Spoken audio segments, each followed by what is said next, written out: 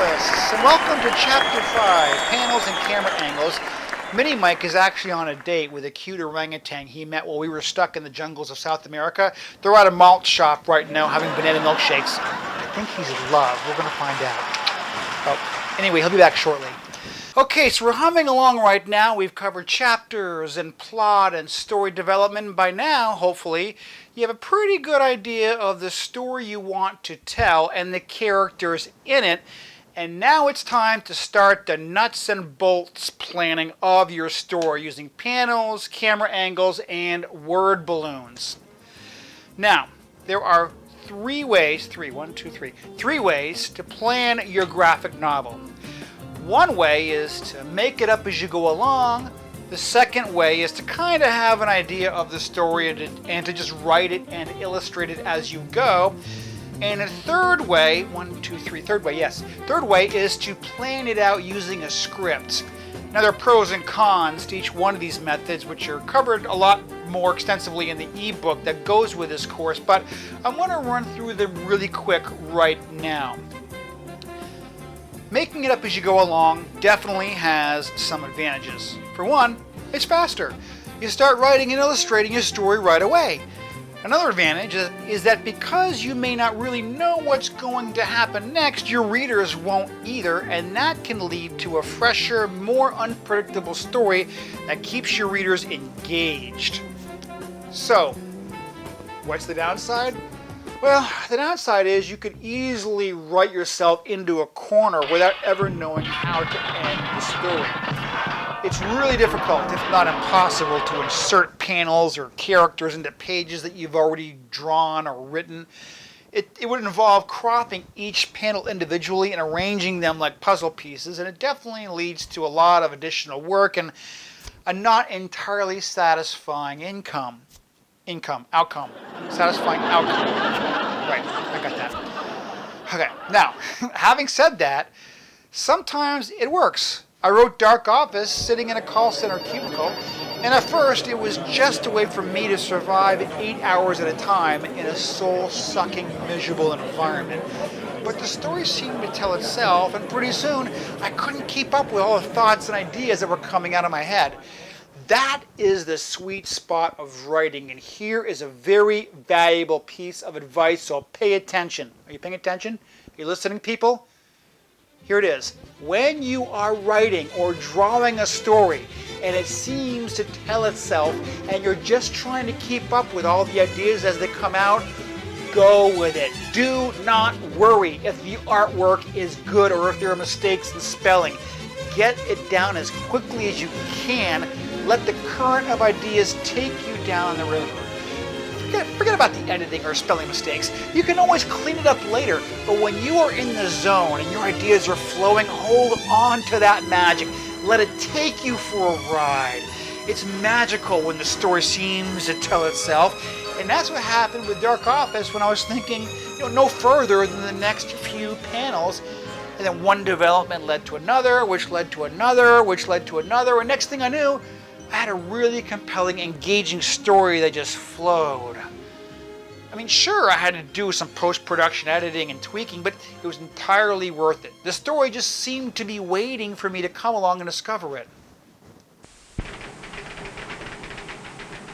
The laws of probability and chance indicate if an infinite number of monkeys are given typewriters and allowed to peck away for an infinite time, they will eventually produce all the world's great literature.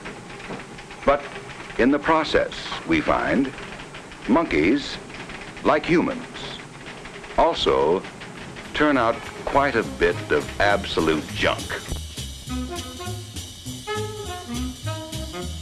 So let's look at writing a script. This is a more cerebral process of writing dialogue only with descriptions of what's happening, no artwork. I'll start with the downside of writing a script, which is it lengthens the amount of time it takes to finish your graphic novel. It's another step between you and the finished product. But hey, unless you have an editor breathing down your neck blaring about deadlines, what's the rush? Seriously. Take your time with this step. You're going to end up with a much better graphic novel if you take the time to make sure the dialogue works, the sequence of events are in the right order and make sense. My next graphic novel, Found Slides, A Life Remembered, is about real events that happened to me, and it's a pretty good story. I started writing it and illustrating it without any kind of script, and I quickly got bogged down when I realized, oh God, I needed to insert some scenes to make the story have more impact or make sense. Some of the dialogue just didn't work. It quickly became a mess, and I trashed it, and I started from scratch. In fact, my experience is what led me to research how to create graphic novels. So, in effect, you are learning from my failures. I have failed for you. How about that, huh? Okay, so I decided to write a script. I did some research on how scripts are written, and I read some movie scripts, and I wrote out an entire script for this graphic novel. And this allowed me to refine the dialogue, get rid of unnecessary words, and make sure the story flowed. I had friends read it, and I got some valuable feedback. Now, when I sit down and start drawing it, I'll know exactly which panels I need to draw, so I'm not just wasting my time trying to figure it out as I go. Now, the script provides three things. Three things for you that will save you time and aggravation. Dialogue, if there is any, the camera angle for each panel, more on this in a bit, and a brief description of what's happening in each panel. It's your roadmap of your project. Now, as a scriptwriter, you're also putting yourself in the role of movie director, choosing your camera angles and how your characters interact with each other. If you've never written a script before, you may find it a little weird at first. It's not like writing a short story or novel. Don't be intimidated. It's not hard to do. Trust me on this one. I've included some examples of the script I wrote in the ebook for this course, along with links to websites where you can read movie scripts of all sorts of movies. Find a movie you like and read the script from that movie. It's actually kind of fun, and it won't take you long to get the hang of it. Most movies undergo several script revisions, and sometimes the director is even rewriting the script while they're shooting the movie. Now, if your graphic novel is going to be shorter, say 20 pages or less, then there's a simpler way for you to plan it out, and that way is called a page chart. A page chart is basically a series of empty boxes, or they can even be index cards, with one box representing every page of your graphic novel. In each box, you write down 1 to 2 sentences of exactly what is happening on that page. It's kind of a simplified roadmap, and it's halfway between writing a script and making it up as you go along. It allows you to see the flow of the story from beginning to end, and it's a simple way to keep your project on course. And again, there are examples in the ebook to help you with this. And this brings us to panels and camera angles.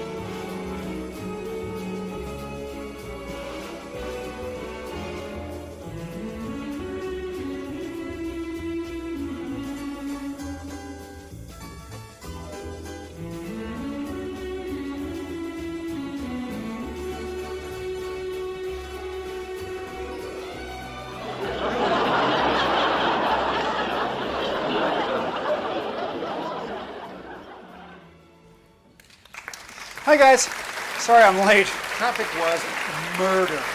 Thanks for covering for me, Mini Mike. So, bust my chops. Come on, tell me how your date went with that cute orangutan. Huh? How'd it go? Okay, yeah, all right. You old smoothie. I knew you two would hit it off. When we climbed out of that mine shaft in the South American jungle there, and she saw us for the first time, I knew she was digging you. I'm telling you. Yeah, I knew she liked you. So, are you going to see her again? think so? Oh, you get that whole kind of primate Indiana Jones thing going on. So yeah, I can tell chicks really dig stuff like that. So I can tell she really likes you. So anyway, as much as we would all love to hear about how your date was, we should probably get on with the next chapter. What do you say? Okay, so where did you leave off? Okay, great. All right, that was a great point. So Mini Mike is absolutely right. In comics and graphic novels, there are no sounds. You can hear me obviously unless you have your volume turned down, in which case I sound like this.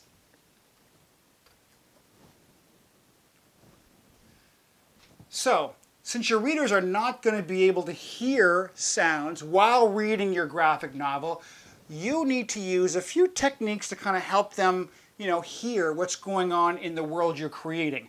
For example, the tone of voice your characters are using. Different types of word balloons can convey different tones of voice, as I will now demonstrate using the phrase, "Oh, it's you." Ready? Here we go.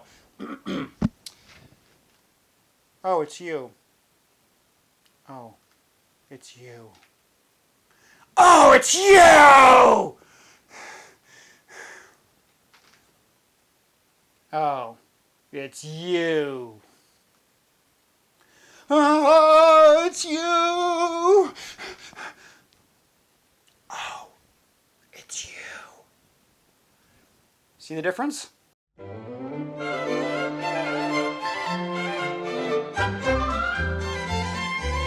Okay, if you're going to be creating a graphic novel, then you're going to be using panels just like this one as a way to tell your story. Now, you probably haven't thought much about panels, but the way they're used has a huge effect on your perception of the story and how the action flows across the page.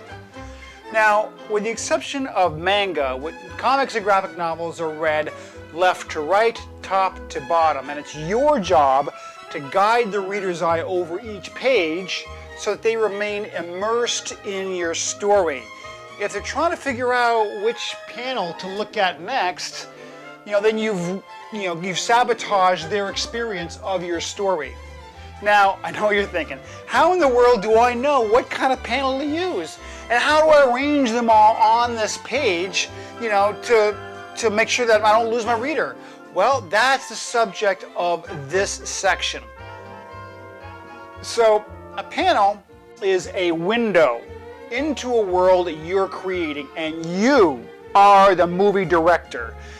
In fact, the phrase camera angle is used to describe the point of view of each panel.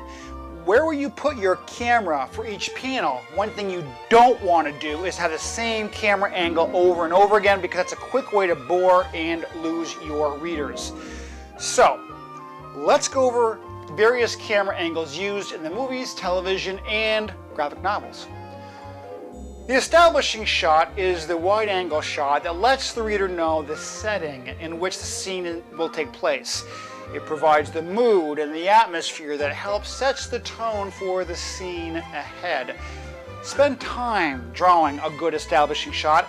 It's the lure that draws your reader into your world. The medium-long shot is when the camera moves in on the subject, a way to pull your readers into the scene after the establishing shot. There is some background visible, but the emphasis is on the characters. In the medium close-up, the camera gets more intimate with the scene, putting the readers into the scene as a silent observer. We're right in the middle of what's happening now. The close-up is used for emphasis or to heighten the tension of a scene. The camera zooms into a horrified expression, a critical piece of evidence, the ominous notes sitting on the nightstand. You are carefully controlling what the reader sees and what they learn from the story to keep them interested. Now, the wide-angle shot can be kind of considered an establishing shot. The camera pulls back to offer a broad view of the setting and to reestablish the environment of the scene. The comic book artist Wally Wood has a really great chart that has been circulating online for years. 22 panels that always work. It'll be an ebook, but here they are, a great guide for where to put your camera when composing your scene. Now, this sounds a lot like storyboarding. You're absolutely right. In fact, storyboarding or creating thumbnails of your graphic novel will save you a lot of time, but we're getting ahead of ourselves here. We'll get into that in the next chapter, writing your graphic novel. Now, unlike movies and TV, in which the action flows seamlessly, the action in comics and graphic novels jumps from panel to panel, page to page. Each panel is a snapshot in time. Since you cannot control how long your reader looks at each panel, it's up to you to give them some idea of how much time is occurring in each panel, and there are a few ways to do that. Here are some examples. Narrow panels have the effect of compressing time and are useful for depicting fast-paced action, such as this excellent example from the Max. Long, wide panels give the impression of a longer period of time. It can slow down the pace, give your readers a little bit of a breathing room. A round panel can be handy to make the page more visually interesting and to keep your readers' interest. Generally speaking, though, I would avoid odd shapes like triangles, which are not as conducive to arranging elements. Now, the space between panels is left to the imagination of the readers to fill in the blanks to create the impression of a seamlessly flowing story. Okay, now this has been only the briefest examination of panels. There's so much more to panels and how to use them, but I promise I'd keep it simple. There are links to some great books that can give you a lot more insight on how to use panels effectively. Once again, I recommend Scott McCloud's Making Comics. That should be your graphic novel primer. That'll tell you so much about how to make graphic novels.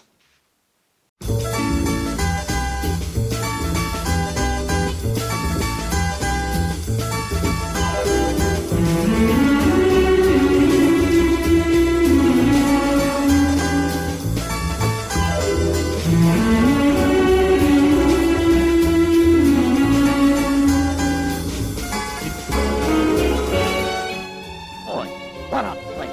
It's stupendous! It's colossal! It's comic book land!